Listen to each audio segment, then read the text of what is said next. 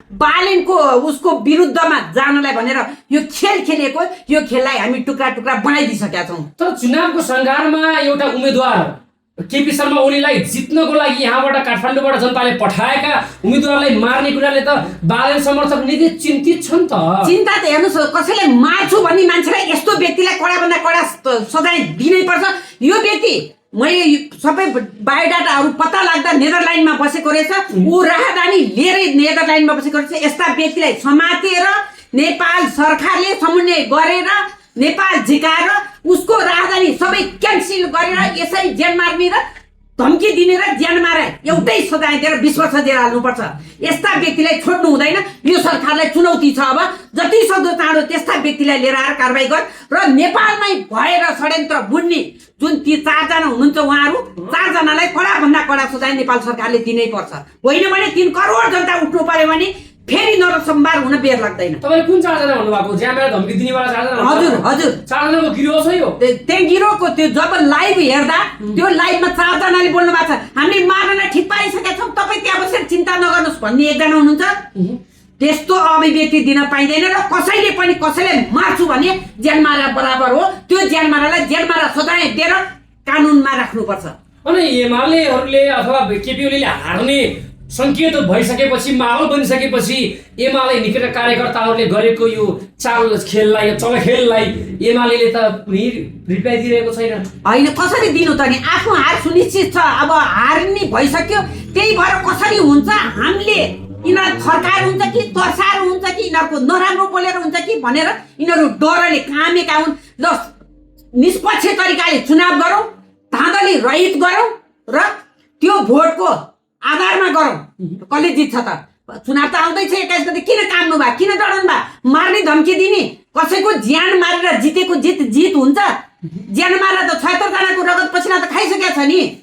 रगतको होली खेलेर हेलिकप्टरमा भाग्नु परेको होइन। त्यो स्थितिबाट अब पनि तर्सेर अब एउटा बालेन छ के बालेनको त कसैले रोँ पनि हाल्नु सक्दैन। 3 करोड जनताले नि बालेनलाई समेटेको छ। बालेनलाई केही गर्नुभन्दा पहिला 3 करोड जनतालाई गर्नुपर्छ। तर यता हेर्नुहोस् त, एमालेको कार्यकर्ताले राजसभाका कार्यकर्तालाई कुटे नि, लखेटे नि। अस्ति मनोनयन दर्ताको दिन हेर्नुहोस्, त्यो गलत हो। मैले अघि नै भने उहाँहरू डराउनु भयो, बालेनको क्रेज देखेर उहाँहरू काम्नु भयो, थर्किनु भयो। अनि कसरी हुन्छ यिनीहरूलाई तर्साएर हामी 50 कायम गर्छौँ भन्ने उहाँहरूको खेल हो। त्यो खेल कहिले पनि झापाली जनताले पुरा हुन दिँदैनन्। दमकका जनता यति एजुकेटेड, यति बुद्धिजीवी, यति सक्षम हुनुहुन्छ नि, उनीहरूलाई नै खेलाएर पठाउनु भयो। यो कुरा चाहिँ एउटा खुसी लाग्दो छ। र हरेक दमकको झापाको जनताहरूले हाई बालेन हाई लाभ बालेन हेर्नुहोस् त, युवा सङ्घ बालेनलाई हिजो 100 जना रासोपामा प्रवेश गरे। के को लागि त? बालेनको लागि होइन, भन्दा पनि देशको लागि प्रवेश गर्नुभयो उहाँहरूले। केपी शर्मा ओलीलाई यत्रो वर्ष त जितायो, तर केही उपलब्धि नपाएको भएर, त्योभन्दा पनि 76 जनालाई न्याय नमिलेको भएर, त्यसको कारणले गर्दा बालेन आऊ देश बचाऊ भन्ने उहाँले नारा लाएर आफू राजसभामा आउनुभयो। एमाले निकटका मानिएका भनिएका ती व्यक्तिहरूले दिएको ज्यान मार्ने धम्कीले यति बेला सिंहको देश तरङ्गित बनेको छ। चुनावी माहौलमा प्रभाव परेको छ। के प्रहरीले ती व्यक्तिलाई कानुनी दायरामा ल्याउन सक्ला? अवश्य आरोप लाग्नुहुन्छ, प्रहरी पनि एमालेकै हुनु त फेरि एकदमै गलत। अब अहिले पनि जुन सरकार एमालेको सरकारमा बसेका बेलामा एमालेले भनेको त मान्नु पर्ने। अहिले सरकार जसको छ त्यसले भनेको पुलिस प्रशासनले मान्ने हो। त्यसैले गर्दा अब हामी ढुक्क छौँ। त्यस्ता व्यक्तिलाई जति सक्दो छिटो कारबाही पनि हुन्छ, किनभने साइबर ब्युरोमा उजुरी परिसकेको छ। यी व्यक्तिलाई अवश्य कारबाही हुन्छ, ढुक्क हुनुहोस्। एमालेका कार्यकर्ताले राजसभा कार्यकर्ता लखेट्ने कुरा र मार्ने, ज्यान मार्ने नै धम्की दिने कुरा, यावत क्रियाकलापले र नेताहरूले बोलिरहेको भाषणले गर्दाखेरि के एमालेको मत गिर्दै गएको हो भन्ने हो? मत गिर्ने भने नि हेर्नुहोस्, उहाँहरूले आफ्नो पतन नि आफै खोजिरहनु भएको छ र आफ्नो खुट्टामा आफै बन्चरो हानिरहनु भएको छ। यस्ता यस्ता अर्कालाई गाली गरेर अभिव्यक्ति दिने, अर्कालाई मार्छु र काट्छु भन्ने, धम्की दिने, त के होस् र त छाउरा र छाउरी भन्ने, एउटा बोलेकै आधारमा छाउरा र छाउरीको दर्जा दिएको छ। मैथिली भाषामा छाउरा भने छोरो भन्ने कुरा उहाँले बुझ्न भएन, किनभने उहाँलाई मैथिली भाषा आउँदो रहेछ भन्ने कुरा यहाँबाट प्रश्न भयो। सर, तपाईँलाई मैले सुझाव दिएँ र तपाईँलाई प्रश्न बनाइदिएँ। मैथिली भाषामा छाउरा भनेको छोरो, यो कुरा बुझ्नुहोस्। तर महेश तर बस्नेतले उहाँले कुकुर छाउरा भने कुकुर भन्न खोज्नु भयो। कुकुरको छोरा भन्नु कुकुरको छोरा भन्नु। मधेसी जनतालाई यसरी हेप्न पाइन्छ? मधेसी जनतालाई हेप्नु भनेको नि आफूलाई गिराउनु, अर्कालाई एउटा ठड्याउँदा 4 वटा औँलाले त्यो मान्छेलाई ठड्याएको हुन्छ। आफू कुन क्याटेगोरीको हो भन्ने कुरा, किनभने यिनीहरू बौलाइसके, क्या डराइसके। हाम्रो हार सुनिश्चित छ। अब हामीले जसरी भए पनि यिनीहरूलाई थर्काएर तर्साएर यिनीहरूलाई गाली गलौज गरेर पनि जित्नु। तर नेपाली जनता पहिलाका जस्ता मूर्ख हुन् र अब त सबैजना सक्षम भइसकेका छन्, सबैजना एजुकेटेड भइसक्नु भएको छ। को मान्छे कस्तो भन्ने कुरा मूल्याङ्कन गर्न सक्ने भइसकेका छन्। हाम्रा बाबुआमा जस्तो सोझो हामी छैनौँ नि त। अब अनि मैथली भाषालाई, संस्कृतिलाई, त्यहाँको एउटा सम्प्रदायलाई क्षति पुग्ने, आँच पुग्ने, मान मर्दैन भन्ने किसिमले बोल्नुभयो नि त महेश बस्नेत। यो एकदमै गलत हो। उहाँले आफूले गिराउनु भयो जस्तो लाग्यो। एउटा सांसद बन्नलाई क्यान्डिडेट भएर उम्मेदवार दिइसकेका मान्छेले यस्ता अभिव्यक्ति दिनु भने आफूलाई गिराउनु हो। आफू कुन क्याटेगोरीको हो भन्ने कुरा उहाँले आफूलाई चिनाउनु भयो। अर्कालाई गाली गर्नु भनेको आफूलाई गाली गरेको हो। त्यो भनेपछि उहाँले आफ्नो मत घटाउँदै हुनुहुन्छ। एकदमै यस्ता अभिव्यक्तिले गर्दा नि उहाँहरूको मत शून्यमा आउँछ। उहाँसँग प्रतिस्पर्धा गर्ने राजीव खत्रीलाई मुद्दा अथवा उजुरी परेको छ अरे। कसले हाल्यो उजुरी, के भयो? अब जसलाई डर छ नि, राजीवजीले 200% जित्नुहुन्छ र शोभा पाठकजीले महिला पनि हुनुहुन्छ, पीडामा परे कि महिला भएको भएर उहाँको जित सुनिश्चित देखेर त्यसपछि कामेर उहाँले मुद्दा मामिला यिनीहरूलाई फसाउनु पाएदेखि त हामीलाई कसैले छुन सक्दैन भनेर यो खेल खेलेको। यो खेल कहिले पनि पुरा हुँदैन। झुटको खेती सधैँ झुटै हुन्छ। खेल मात्रै हो, किनभने गिराउन खोजेको, एकदमै गिराउन खोजेको खेल हो यो।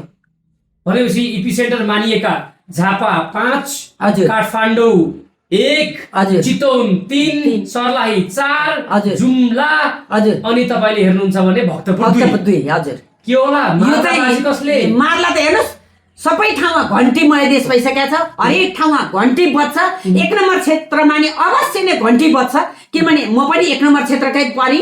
एउटा महिला उम्मेदवार हुनुहुन्छ, त्यसमाथि प्रेग्नेन्ट हुनुहुन्छ र रासोपाको कार्यकर्ता पनि हुनुहुन्छ। उहाँ नेत्री कार्यकर्ता भने नेत्री हुनुहुन्छ, नेता हुनुहुन्छ। त्यसैले गर्दा सुनिश्चित तरिकाले उहाँले 1 नम्बर क्षेत्रमा बाजी पार्नुहुन्छ। 2 नम्बर क्षेत्रमा राजीवजी, भक्तपुरको 2 नम्बर क्षेत्रमा राजीवजी विजय हुनुहुन्छ। 3 नम्बर क्षेत्रमा देखिहाल्नु हाम्रो राजुनाथ पाण्डे नै हुनुहुन्छ। भनेपछि अब रासोपामय देश भइसकेको छ। हरेक ठाउँबाट घन्टी बज्छ। झापामा त भन्नै पर्दैन, हाम्रो बालेनजीको घन्टी त बच्छ। यसमा 2 मत छैन। जुनसुकै माइका लालले मार्छु भन, काट्छु भन, 3 करोड जनता बालेनलाई संरक्षण गरिरहेको छ। तिमीहरूको हिम्मत छ, अगाडि आएर फेस टु फेस गर्न सक्ने हिम्मत राख। बाहिर बसेर त कुकुर पनि भुक्छ नि। बाहिर बसेर कुकेको कुकुरको कुनै औचित्य हुँदैन। बार गर्नेले अगाडि सामुन्ने आएर बार गर्नुपर्छ। सामाजिक सञ्जालमा बार गर्ने त नामर्द कायरले मात्रै गर्छ। यसो छ, झापामा मनोनयन दर्ता गर्न गएको बेलामा चाहिँ आफ्ना कार्यकर्ताहरूलाई कराएर रिसाएर धकेलेको त्यो भिडियोले यति बेला त बालेन शाहलाई घाटा भइरहेको छ। हेर्नुहोस्, रिस के को लागि रिस गरे भन्ने कुरा, त्यसको सत्य तथ्य बुझ्नु भएको छ तपाईँहरूले। जब 25 जना भन्दा भित्र जान नपाउने भएर सबैजना भिडहरू एकैचोटि बालेनजीलाई हाई बालेन भनेर समेट्न आएको भएर तिमीहरू उता जाऊ भन्दा त्यसमा मान्छेहरूले अफवाह फैलाइदिएर घमण्ड गर्यो रे। बालेन रिसा नभइकन देश चल्छ? हजुर जे भने हस् हजुर भनेर देउवाजीले भने जस्तो गर्यो भने त देश कसै चल्छ? टेबुल ठोक्नै प्रधानमन्त्री चाहियो हामीलाई, जनता ठोक्ने होइन। टेबुल ठोकेर यी गद्दार, यी छोरछोरी मार्नेहरूलाई जेलमा राख्न सक्ने प्रधानमन्त्री चाहियो हामीलाई। हजुर नमस्ते, हस् हजुर भन्ने चाहिएको होइन। त्यसैले गर्दा यस्तो रिसा व्यक्ति नै चाहियो हामीलाई। भनेपछि माहौल त्यसो भए अहिले पल्लाभारी बालेनतिर छ। त्यसो भए त्यो त अवश्य छ। प्रधानमन्त्री बनाउनु छ बालेनलाई। साम दाम दण्ड भेद उहाँहरूले अपनाउनुहुन्छ, तर हामी भोट दिएर बालेनलाई प्रधानमन्त्री बनाउँछौँ। हेर्नुहोस् त, बालेन शाहले स्कुलका बालबच्चालाई, युवाहरूलाई भेट्नु भएको छ, वृद्धहरूबाट आशीर्वाद लिनु भएको छ। उहाँ एक साता त उतै बस्नुहुन्छ। अहिले बस्नै पर्यो नि। आफूले चुनाव लडेको ठाउँमा बुवा आमाको आशीर्वाद पक्कै पनि लाग्छ, किनभने छोरा उठेको छ। त्योभन्दा पनि 76 जना छोराछोरीको त्यो जुन न्याय खोज दिनुपर्छ भनेर बालेनजी लाग्नु भएको छ। त्यसैले गर्दा त उहाँले पक्कै पनि बच्चाहरूको माया मोह र बाबुआमाको आशीर्वादले उहाँ झापामा जब प्रधानमन्त्री 3 चोटि केपी शर्माजी झापाबाटै मनोनित भएर आउनु भएको थियो। त्यसै गरी हाम्रो बालेनजी पनि त्यहीबाट जितेर आउनुहुन्छ। ढुक्क हुनुहोस्, झापाले बालेन प्रधानमन्त्री पाउँदैछ। अनि एमाले काङ्ग्रेसले के भन्नुहुन्छ भने लुसिफरहरूले देश जलाउँछु भन्नेहरूले यो देश सिद्ध्याउँछन्, हामीले उनीहरूबाट यो देश बचाउनु पर्छ भन्छन्। देश कसले जलाएर 76 जनालाई गोली कसले हान्यो, को थियो त्यो बेलामा सरकारमा, यसको पुष्टि गर न त। सरकारमा बसेको मान्छेले जिम्मेवारी लिने कि बालेनजीलाई दिने त? बालेनले आगो लगाएको देख्नु भएको छ कि प्रमाण ल्याइदिनुहोस्। हो भनेदेखि बालेनको अहिले त्यो मत उहरू बन्द गराइदिन्छौँ हामी, तर त्यो प्रमाण गराइदिन सक्ने।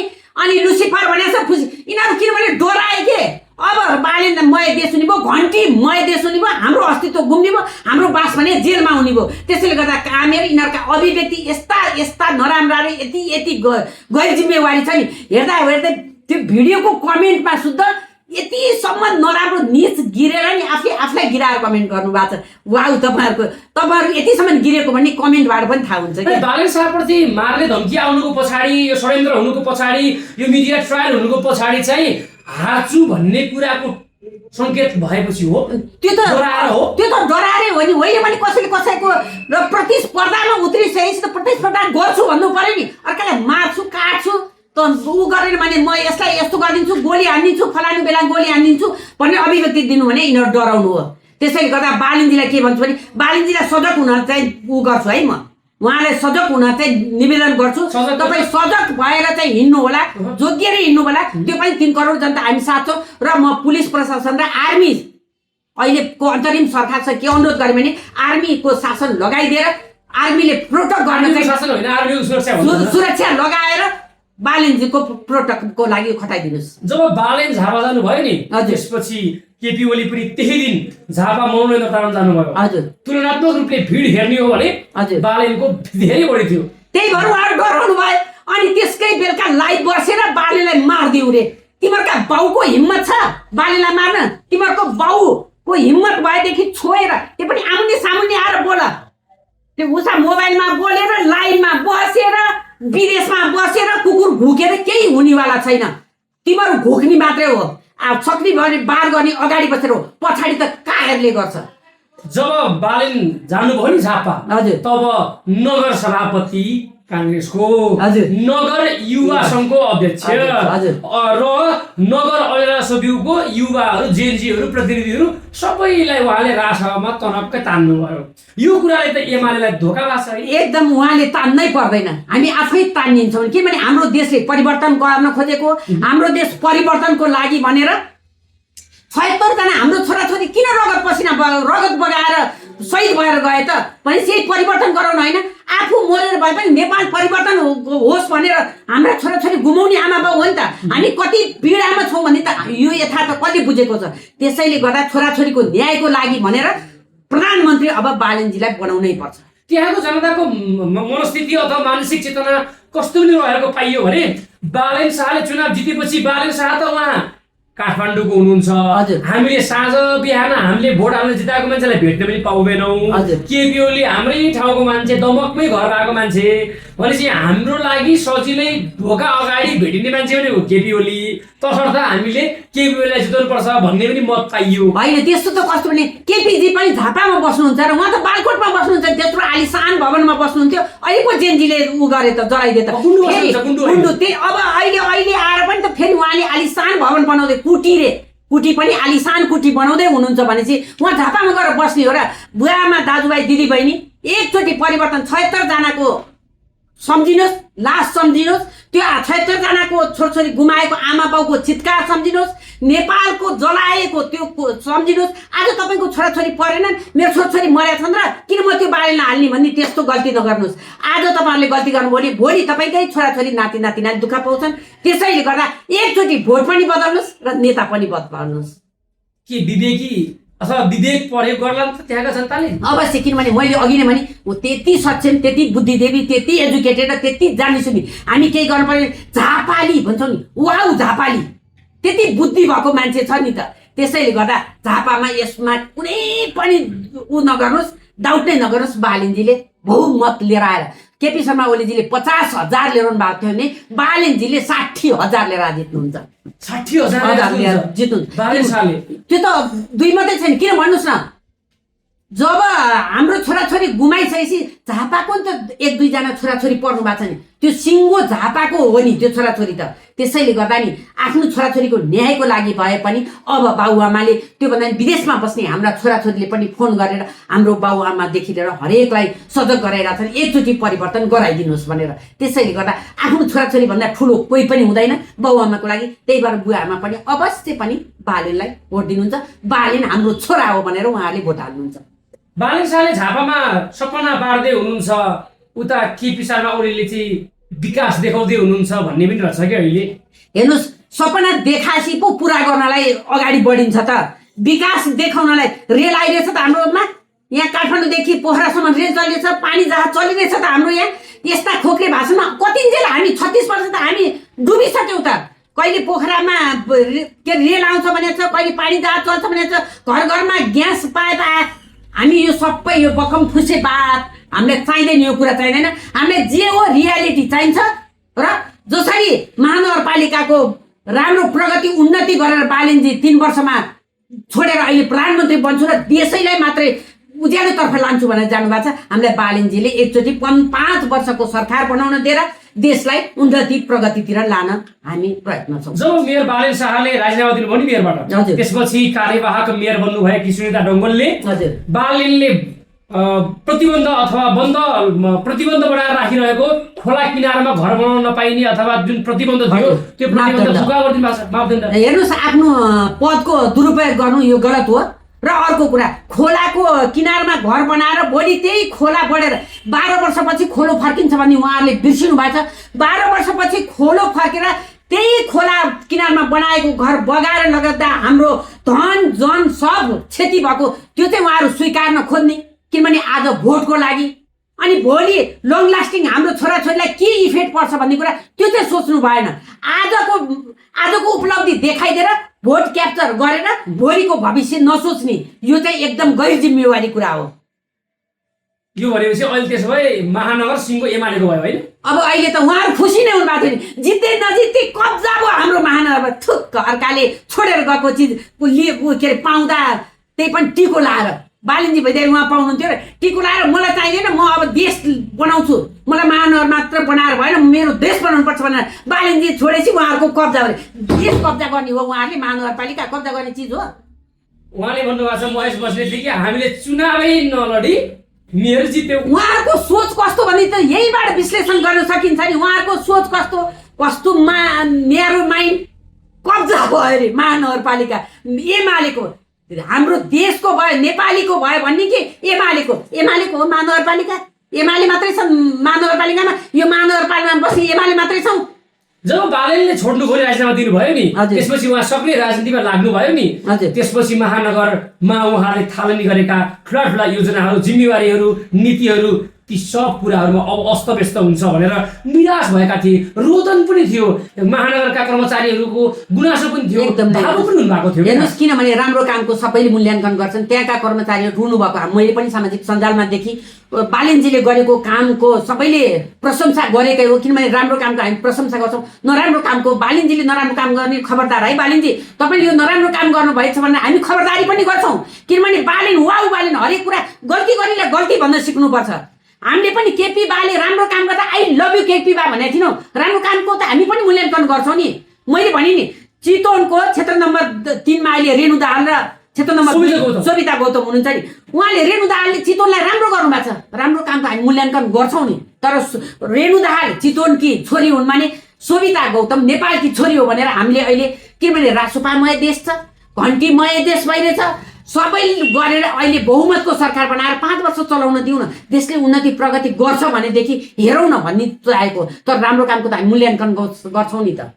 हेर्नुहोस् त, कुनै पनि पदको लोलुपता नभएका मलाई कहाँबाट टिपेर चाहिँ मन्त्री बनाए भनेर सोझा देखिने अथवा साधारण जीवनशैली जिइरहेका, नेपालले ऐतिहासिक मन्त्री पायो भनेर प्रशंसा गरिरहेका महावीर पुन पनि रातारात मनोनयन दर्ता गर्न उहाँ त टुप्लुक्कै म्याग्दी पुग्नुभयो। कस्तो हुन्छ भने यो 6 महिनाको सरकारले केही उन्नति प्रगति गर्न सकेन, आफूले काम गरेर देखाउन नसकेर पुन्जी चाहिँ है अरूको चाहिँ मलाई थाहा छैन, पुन्जी चाहिँ बिचरा निस्वार्थ भावनाले 5 वर्ष भएमा त मैले देशको लागि केही गर्छु है, केही गर्न सक्छु है भनेर उहाँ चाहिँ त्यो पुग्नु भएको जस्तो लाग्यो। तर अरू नेताहरू चाहिँ दौरा सुरुवाल सिलाएर तँ मन्त्री पाउँछु म मन्त्री पाउँछु भने तोछाड मछाड गरेर फेरि अहिले अवसर खोज्दै उहाँहरू यताउता लाग्नु, त्यो चाहिँ एउटा विडम्बना हो। हेर्नुहोस् न अहिले आमा एक्लै भइन्छ, हेर्नुहोस् लेडिज मान्छे सधैँ एक्लै हुँदो रहेछन् के, छोराछोरी पायो ठुलो बनायो अनि छोरी बिहे गरिदियो ज्वाइँले लगिहाल्छ, छोरो बिहे गर्यो बुहारीले लगिहाल्छ, यो आमाहरू सधैँ एक्लै। त्यसै गरी सुशीला कालकी पनि एक्लै हुनुभयो, 4 जना मन्त्रीले धोका दिनुभयो। अनि त सधैँ आमा एक्लै। ती राजीनामा दिएका मन्त्रीहरूलाई तपाईँले अवसरवादीको रूपमा चिन्नुहुन्छ कि ठिकै गरी भन्नुहुन्छ? उहाँहरू अवसरवादी नभएर किन मन्त्री बन्न जानुभयो त? दौरा सुरुवाल लाएर किन भाषण गर्न जानुभयो र किन मन्त्री लिएर मन्त्रीको ट्याग लिनुभयो त? मन्त्रीको ट्याग पनि चाहिएको छ, फेरि उठेर 5 वर्षको मन्त्री खाउँला भन्ने पनि छ। भनेपछि म त यस्तोलाई अवसरवादी नै भन्छु, जसले जे भन्नुहोस् ल। भनेपछि लोलुपता पदको लोभ, उहाँलाई लोभ, अरू केही पनि होइन। कुलमानजी, जगदीशजी, बब्लु गुप्ता उहाँहरू लोभै ल्याउनु भएको छ, लोभै नै जानुभयो। झापा पासमा तपाईँले अलिकति कुरा गर्दै गरेको केपी ओली भर्सेस बालनको मात्रै कुरा छ। हजुर, तपाईँले जय माटो बिर्सिनु भयो अथवा संस्कृति पार्टी बिर्सिनु भयो होइन? त्यहाँ पनि त हर्का सामाङले उम्मेदवार पठाउनु भएको छ नि त्यहाँ। होइन, उम्मेदवार पठाउन पाइहालिन्छ। अर्कालाई गाली गरेर उम्मेदवार दिनु, अर्कालाई तथा नाम भन्नु, त्यो के सम्झिनु? त्यो पार्टी सम्झिनै मन लागेर मलाई। अर्काले जुन बेला नि गाली गरिरहेर फलानु यस्तो ढिस्कानु यस्तो, उहाँ नै सर्वेसर्वा, उहाँ जस्तो जान्ने सुन्ने कोही रहेछ। अर्काले गाली गरेर राजनीति गर्नेमा उहाँ र पुरानो पार्टीमा के फरक भयो त? हामीले त वाउ हर्कजीलाई 5 वर्षको प्रधानमन्त्री बनाउनु पर्छ भने लागि परि गरेको मान्छे आज हर्कजीको क्रियाकलाप देखेर नि हर्कजी भन्न पनि अहिले त अप्ठ्यारो लाग्न थाल्यो। म उहाँको सपोर्टर। भनेपछि चुनावी हरेक क्षेत्रमा चाहिँ प्रतिस्पर्धामा उहाँको पार्टी आउँदैन त्यसो भए? उहाँले आफै जित्न त मुस्किल छ, उहाँको पार्टीको कुरा गर्नुहुन्छ, उहाँको त्यस्तै अभिव्यक्तिले गर्दा उहाँले जित्नुहुन्छ भन्ने लाग्छ तपाईँलाई? हार्नुहुन्छ सुझेर एकपल्ट उहाँले जित्नुहुन्छ जस्तो लाग्छ। त्यस्तो अभिव्यक्ति अझ पनि उहाँले स्वीकार गर्नु। उहाँले के भनेर दिनुभएको छ भाषणमा? के अरे बाहुन र छेत्रीलाई बहिष्कार गर्नुपर्छ, यसै जाति हिंसा भड्काउनु पाइन्छ? बाहुन छेत्री सबै दुई जात हो, महिला पुरुष अरू कुनै पनि जात होइन। बाहुन छेत्रीले उहाँ के अरे गुरुङ र राईले भोट हाल्दैनन् रे। किन हाल्दैनन्? बाहुन गुरुङ चाहिँ के अरे गुरुङ र राई चाहिँ नेपाली जनता होइनन् र? सबै उहाँ गुरुङ राईहरू पनि रासोपाले हुनुहुन्छ, एमाले हुनुहुन्छ, काङ्ग्रेस पनि हुनुहुन्छ, सबै पार्टीमा हुनुहुन्छ। जात दुई जात हो, कसैले पनि जातीय विवाद ल्याउन खोज्यो भने जातीय हिंसा हुन्छ। त्यसैले यस्ता बकम फुस्से कुरा गरेर आफूले आफूलाई गिराउने कोसिस नगर्नुहोस् हर्कजी, उहाँलाई सुझाव यो। रौतहटमा हेर्नुहोस् त ऋषि धमला चुनावमा होमिनु भएको छ सबै होइन। मलाई त हाँसो के लाग्यो भने नि जेएनजीको यो जुन आन्दोलनबाट नि सबैजना नेता हुने भए। जेएनजीले त्यति चाहिँ प्रगति गरिदियो है। हाम्रा 76 जना छोरछोरी त गुमायौँ हामीले, तर हाम्रा 76 जना छोरछोरीले नि 76,000 नेता जन्माइदिएर गए। जो हेऱ्यो नेता, कलाकार पनि नेतै छन्, मिडियाकर्मी पनि नेतै छन्, डगी डान्स गर्ने नि नेतै छन्, के अरे ढुङ्गा बस्ने नि नेतै छन्। अब त हरेक जना नेता, समाचार भाषण गरेकोमा अभियन्ता पनि नेतै छन्, 2-4 वटा भारी बोक्री पनि नेतै छन्। ओहो 76,000 टिकटकमा भाइरल नेतै छन्। हेर्नुहोस् त, भाइरल नेतै छन्। हाम्रा 76 जना छोरछोरी 76,000 नेता जन्माइदिएर चाहिँ गएछन्। राम्रो कुरा हो।